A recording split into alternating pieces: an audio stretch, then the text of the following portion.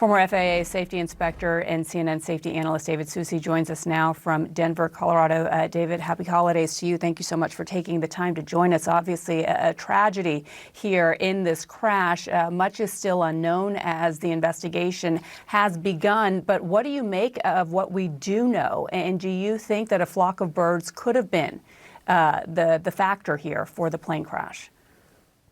Well, I think it's way too early to make that determination as to what caused it or not. But the crash site and the movement of the aircraft does not indicate to me that it was a bird strike set or bird strikes or a flock of birds that caused the problem. The aircraft not only went up and down, like with power issues, but it was going left and right. It was pretty much out of control for a good amount of time before the accident. So I'm not there with the bird strike yet.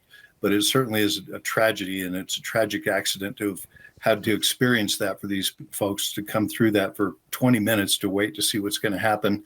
And then to have survivors is truly a miracle on Christmas Day. Yeah, I was going to ask you about that. That's, I would imagine, extremely rare for a plane crash to have survivors, much less some 29 people. And looking at video from the site of the crash, some people actually just walking out of the plane. It appeared that the fortunate ones were sitting in the back. What do you make of that?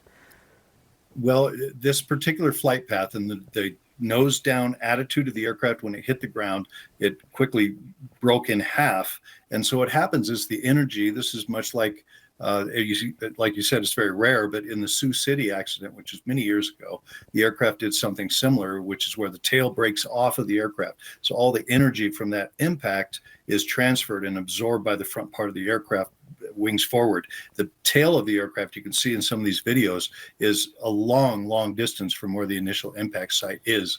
And that energy is all dissipated by the time it comes to rest. There are survivors, in this case, 22 survivors that were able to walk away from that tail section.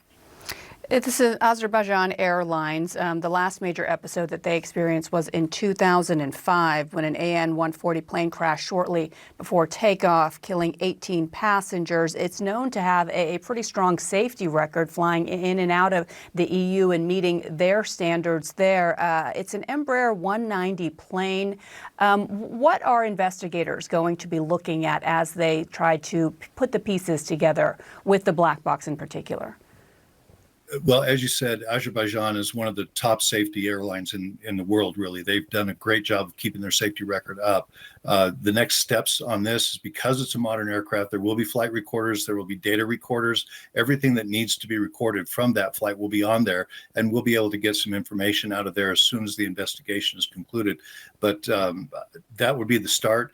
Of course, the first thing on any accident site you do is the safety of those survivors and the passengers there. And secondarily, you can see that there's the videos, a lot of people coming up to help and assist. And there are a lot of hazards and dangers there. And you notice a lot of them are not wearing masks or don't have protective gear on. And so the safety of those folks is really important as well. So the managing the site is what they're focused on right now, is to make sure that everyone's safe that is there and clearing that area out. The next steps of this is going to be continuing to make it secure and safe, and then due respect to those folks who have passed or in the accident. Those have to be taken care of as well, respectfully.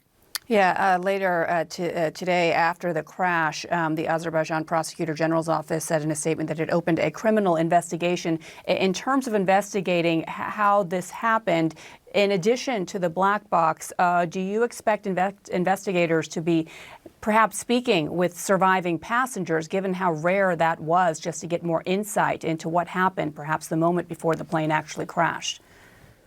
Yeah, the difficult thing about interviewing survivors is that the stories are going to be very, very different, and they can actually dissuade you from a certain investigation. So it's important the investigators look to the facts and keep it that way. With regard to the criminal investigation, Azerbaijan and the folks in that region do see every aircraft accident as a criminal investigation. That's how they start it. In the FAA, we don't do that. We don't bring in the FBI or anybody else until we see other issues that have to do with other than the aircraft operations or the mechanics of it. So over there, that's not uncommon for them to open it as a criminal investigation. That is an important detail to note. David Soucy, thank you again for joining us. Really appreciate the time.